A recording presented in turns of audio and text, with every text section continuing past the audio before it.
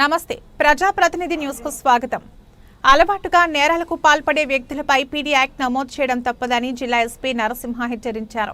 ఈ రోజు సూర్యాపేట పట్టణంలో రవి కన్వెన్షన్ హాల్లో సబ్ డివిజన్ పరిధిలోని రౌడీ షీటర్లు, పాత నేరస్తులతో అవగాహన సమావేశం నిర్వహించారు. నేర చరిత్ర కలిగిన వారిపై నిరంతర నిఘా ఉంటుందన్నారు.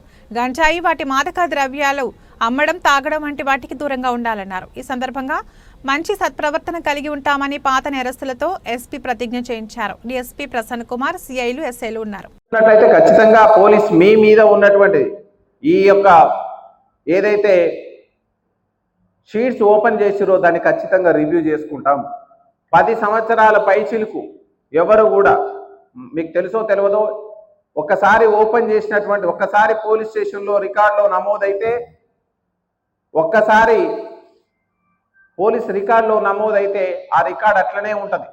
మనం ఎక్కడ కంప్యూటర్లో చెక్ చేసినా మన మీద ఎన్ని కేసులు ఉన్నాయి, నా మీద ఎన్ని కేసులు ఉన్నాయి, ఆయన మీద ఎన్ని కేసులు ఉన్నాయి, ఈయన మీద ఎన్ని కేసులు ఉన్నాయి వచ్చేస్తాయి. దేశవ్యాప్తంగా ఎక్కడ ఏ కేసు ఉన్నా వచ్చేస్తుంది. దాన్ని మనం ఇట్లా చెడితే చెడిపోయేది కాదు. కానీ తెలియక చేసి మనం పోలీస్ స్టేషన్ రికార్డులో ఎక్కే విధంగా మనం నెక్స్ట్ జనరేషన్ని తయారు చేయొద్దు. దానికి మీరే సారథులు, మీరే వారధులు కావాలి. అరే బాబు, మీరు ఆవేశపడి ముందుకెళ్ళి తప్పు చేయకు, ఆవేశానికి లోనై మాట ద్వారానో చేతల ద్వారానో ఇంకొకరిని బాధించకు. బాధించినట్లయితే అది నేరం అవుతుంది.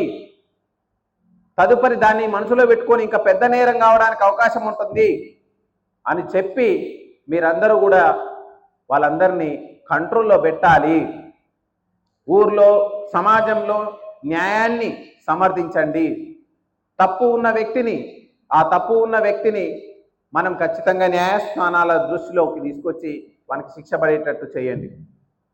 ఖచ్చితంగా మేము ఈ యొక్క గత 10 సంవత్సరాల క్రితం నమోదై ఎలాంటి ఇబ్బంది లేకుండా వయసు ఎక్కువ ఉండి మీరు రోజువారీ మీ పనులలో నిమగ్నమై ఇంకొకరికి ఇబ్బంది లేకుండా ఉన్నారు అంటే ఇప్పుడు మనకు తీసేయడానికి ఇబ్బంది ఏం లేదండి. మిమ్మల్ని ఇబ్బంది పెట్టాలని, మిమ్మల్ని బాధించాలని మాకు ఎప్పుడు లేదు. కానీ మీరు ఖచ్చితంగా, నేను ఇప్పుడే చెప్తున్నాను, నేరం చేయకుండా ఉండడం ఒకటి, నేరంని ప్రోత్సహించకుండా ఉండడం ఒకటి, నేరాన్ని ప్రోత్సహించినా, నేరాన్ని చేసినా, నేరాన్ని ముందుకు తీసుకువెళ్ళడానికి కారణభూతమైన మళ్ళీ ఒక్క కేసు అయినా క్లోజ్ చేసిన తర్వాత ఒక కేసు అయినా కూడా it will be take very serious. మేము అందుకోసం ఏం చేస్తున్నాం, బైండ్ ఓవర్ చేసేది ప్రాసెస్ దేనికోసం? అరే మనం ఒక ప్రతిజ్ఞ చేసుకున్నాం మనపూర్వకంగా, మన లోపల ప్రతిజ్ఞ చేసినాం ఏమని, నేను ఫలానా తప్పుడు పని చేయను అని. అన్నాక మళ్ళీ అటువైపు ఆలోచన కూడా చేయం.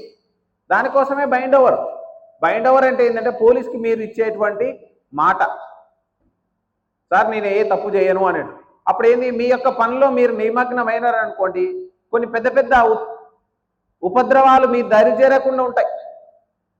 చట్టాన్ని చేతిలోకి తీసుకొని నేరాలు చేయడమే ప్రవృత్తిగా పెట్టుకొని, నేరాలు చేయడమే అలవాటుగా పెట్టుకొని ఉంటే ultimately police will take stringent action. దానికి ఏం చేస్తాం, కౌన్సిలింగ్ చేస్తాం. వినలేదనుకోండి ఏం చేస్తాం చెప్పండి, బైండ్ ఓవర్ చేస్తాం. అందరూ బైండ్ ఓవర్ అనగానే కేసు అంటున్నారు. Bind over is not a case. Bind over ఏంది, నేను మంచి బిహేవియర్ని కలిగి ఉంటాను, ఫలానా పండుగ వస్తుంది, ఫలానా ఎలక్షన్ వస్తుంది, ఫలానా పబ్బం వస్తుంది, నేను మంచిగా ఉంటానని చెప్పి మనం ఇచ్చే బాండ్. మేబీ మనకు కొంత సమయం వెచ్చించబడుతుందేమో. ఈరోజు ఇంతమంది ఆఫీసర్లు మనం ఎందుకు సమయం వెచ్చించడం? మన ఇలాంటి సమాజాన్ని ఇక్కడికి వచ్చినటువంటి మీ అందరి ద్వారా ఒక మంచి శాంతియుతమైనటువంటి వాతావరణం, శాంతియుతమైనటువంటి సమాజాన్ని నిర్మిస్తామని మేము అందుకోసమే ఏం చేసినాం, ప్రతి విలేజ్ ఇంపార్టెంట్ విలేజ్, శిల్పకుంట్ల అయితేంది, వెలిశాల అయితేమి, మిరియాల అయితేమి, కుక్కడం అయితేమి,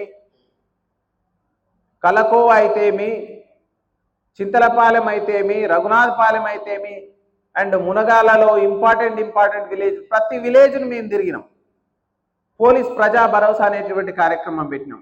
అక్కడ ఏం చెప్తున్నాం, ప్రజలు ప్రశాంతంగా ఉండండి, చట్టాల మీద అవగాహన చేస్తున్నాం, నేరాలు చేయొద్దు, చేసేవాడిని తప్పు చేసేవాడిని ఖచ్చితంగా మనమే ఊర్లో పెద్ద మనిషిగా ఉండి వాణ్ణి మనం చట్టానికి పట్టియాలి.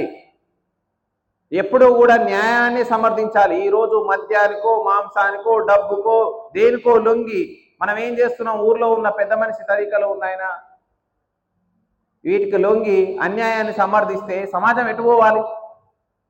ఇంకా ఎంత కఠినమైన చట్టాలు రావాలి? ఇప్పటికి వచ్చిన చట్టాలే మనం 150 సంవత్సరాల నుంచి ఉన్న చట్టాలే నేరాలు చేయొద్దని.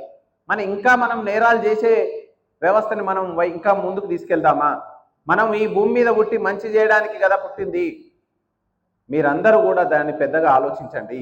ఇప్పుడు మీరందరూ ఏదో తెలుసో తెలియక చేసారు, దాన్ని తూడుకునే బాధ్యతని, తూడ్చుకోనడమే కాదు మిమ్మల్ని మీరు ఆదర్శంగా ఉండే బాధ్యతను మీరు తీసుకోండి.